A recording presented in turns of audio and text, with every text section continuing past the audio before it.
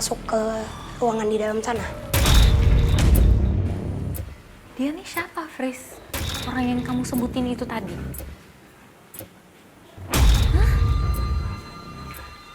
Dia ngajak kita untuk ke dalam ruangan sana.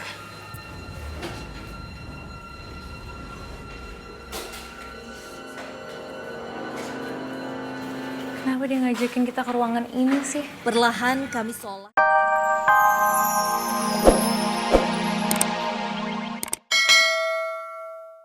Emang ada sosok apa sih yang ikut campur dengan mitos itu? Masuk ke tempatku. Masuk ke tempat sosok yang di samping ini.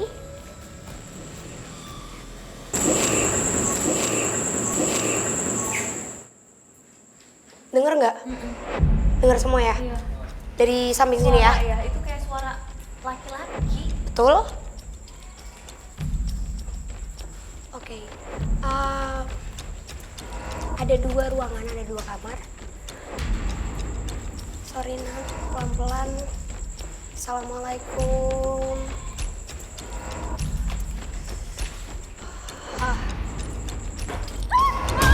Itu suara apa? Enggak. Binatang.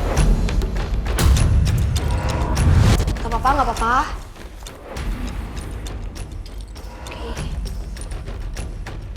Mereka emang malah makin bete kali ya. Makin lama makin kita buka dan tempat ini mengantarkan kita ada di satu titik di mana sebenarnya ruangan ini dijadikan ruangan untuk berkomunikasi antara manusia dengan mereka. Sekarang aku ngerti deh kenapa anak kecil tadi hilang, terus juga sekarang malah dia ada di belakang ini, di belakang Natasha. Dia diam masih dengan ringkukan tangannya dan nunduk seperti ini. Dia terus menggoyangkan badannya, tapi sosok yang tadi dan dari awal aku cari malah makin mendongakkan kepalanya, seolah-olah dia mengiyakan semua pertanyaan yang ada di kepala aku. Jadi Nat, Apa, Fris? Yang ada di kepala kamu ini sekarang apa? Hah? pernah ada perjanjian antara manusia dengan mereka di salah satu gunung. Ada tempat petilasan, tempat meminta-minta di bawah batu, yang sebenarnya manusia ini pun diperangkap. Maksudnya, Fris, aku masih belum paham tentang itu. Jadi orang itu nggak ada niat sebelumnya, tapi dia malah kayak terperangkap nih. Artinya apa? Secara tubuhnya atau? Jadi dia mengikuti arahan satu orang, katakanlah dukun yang lumayan pada saat itu dipercaya oleh banyak orang, dipercayai dalam meningkatkan kekayaan. Dia mengajak beliau untuk datang dan meminta ke sana, memohon, dan dikatakan kalau tumbal atau korban yang diberikan itu adalah orang yang paling dia benci. Makanya orang itu tertarik untuk adanya perjanjian. Tapi seiring berjalannya waktu, Nat, beberapa bulan kemudian, memang iya banyak kekayaan yang dia dapatkan, tapi ternyata korbannya bukan orang yang dia benci. Justru malah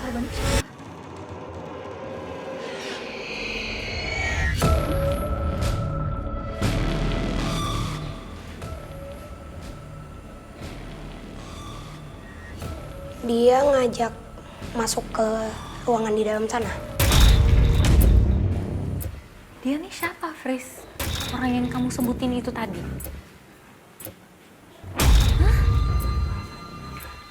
Dia ngajak kita untuk ke dalam ruangan sana.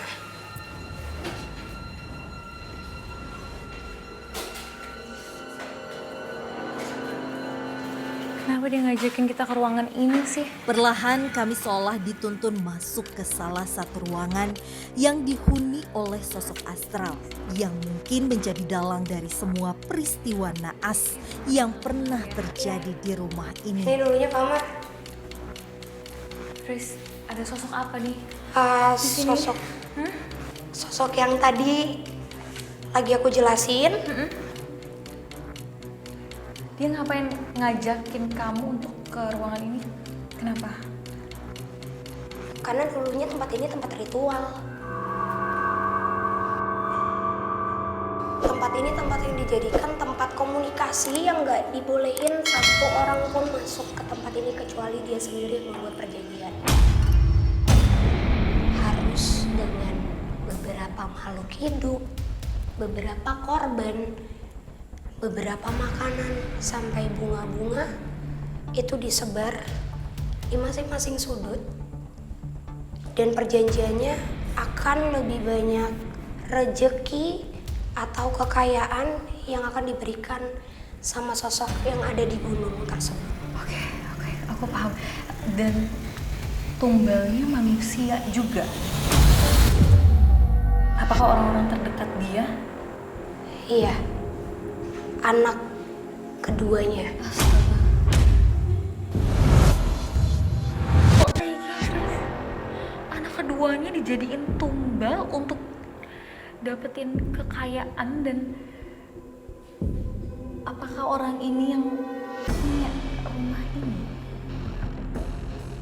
Mengisi, membuat adanya perjanjian, memberikan tumbal yang sebenarnya dia juga nggak mau itu terjadi sama dia, karena janji dari si dukun mengiming-imingi kalau ini nggak akan memakan korban orang terdekat kamu. Tapi karena sosok ini nggak dikasih makan, dia terus mencari wadah, dia terus mencari tempat, dia terus mencari makanannya, dan mengakibatkan banyaknya kecelakaan yang sering terjadi di daerah sini. Tak terlepas dari penuturan akan adanya sebuah ritual yang pernah dilakukan oleh pemilik rumah, aroma yang aneh kerap tercium dari bangunan ini semasa masih aktif dihuni sebagai tempat tinggal. Bau-bau yang tadi disebut itu bau kayak misalnya kalau misalnya Minggu sama malam Kamis tuh malam Jumat. Nah itu kayak bau-bau menyan-menyan itu santer gitu Pak. Wanginya tuh tercium bau banget gitu Pak. Namun sayangnya hal tersebut tak dapat kami pastikan kebenarannya. Sebab kerabat dari pemilik rumah enggan menceritakan lebih dalam akan peristiwa yang menimpa keluarga pemilik rumah. Si sosok ini memang, apakah dia tahu bahwa dulu sebelum adanya bangunan ini, tanah ini kan memang angker gitu, Fris? Jadi menurut aku pada saat sebelum tempat ini dibangun memang sudah ditunjukkan tanah atau lokasinya akan seperti apa, bentuk bangunan pun itu bisa jadi diatur sama orang yang tadi membawa dia untuk melakukan perjanjian tersebut. Karena semuanya ini nggak mungkin dibikin secara cuma-cuma, karena dia sampai menyiapkan satu ruangan khusus, dia menyiapkan segala macamnya, artinya memang itu sudah menjadi perhitungan. Jadi emang ya itu mungkin salah satu alasan kenapa si dukun itu juga memilih tanah sekitar sini, karena dia tahu daerah sini banyak banget makhluk yang dominan yang akan sangat senang apabila kita memberikan sesajen itu menjadi makanannya mereka. Fris, aku paham. Jadi ini memang udah di plan dari awal, dari tempat ini masih tanah gitu ya. Oke. Ini kamu boleh kasih tahu aku di mana tempat untuk beruji berani kita malam hari ini? Oke, kita pilih ruangan awal di mana sebenarnya di situ malah banyak memakan korban yang tidak tahu menaung. Karena tadi ada sosok besar yang mempunyai badan sangat besar dan juga rahang turun ke bawah, menyeringai. Aku yakin itu tempat yang pas, Nat. Dan ada anak kecil itu juga tadi kan di situ. Kami pun memilih area dalam bangunan sebelah kiri yang sepertinya dulu difungsikan sebagai mes para pekerja sebagai lokasi uji berani malam hari ini. Baik pemirsa, saat ini kami sudah bersama dengan sahabat uji berani malam hari ini. Namanya siapa? Perkenalkan, nama saya Valeri. Valeri, usianya berapa? Usia saya 20 tahun. Baik, Valeri, apa motivasi kamu ingin mengikuti uji berani malam hari ini? Sebenarnya saya tinggal di sekitaran sini dan konon katanya rumah ini tuh bermitoskan kayak pembawa sial gitu. Jadi saya mau membuktikan aja kebenarannya benar apa enggak gitu. Oke, kalau gitu Valeri, kamu akan dipasangkan perlengkapan terlebih dahulu ya. Setelah itu kami akan mengantarkan kamu ke spot uji berani. Mari.